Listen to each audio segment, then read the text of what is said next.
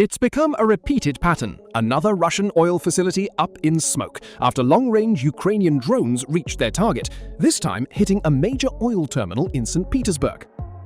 Russian President Vladimir Putin dismissed the strikes targeting his home city as not critical, but residents in this town west of St. Petersburg, queuing hours for fuel, may feel otherwise. And there are queues like this stretching for miles across Russia.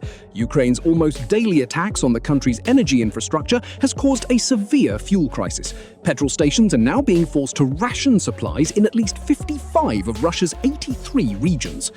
President Zelensky has described the attacks as long-range sanctions that will eventually force the Kremlin back to the negotiating table.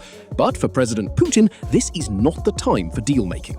And for President Putin, a larger security zone means more Ukrainian territory under its control. The Russian military published this footage claiming to have captured the strategic city of Kostiantynivka in eastern Ukraine. President Zelensky has denied it's under Russian control, describing it as another Russian lie. In northern Ukraine, the true cost of this war laid bare. At least 4 people were killed in Sumy after a Russian glide bomb targeted this building last night. For Ukraine, Russia's recent strikes are in response to its long-range drone capacity.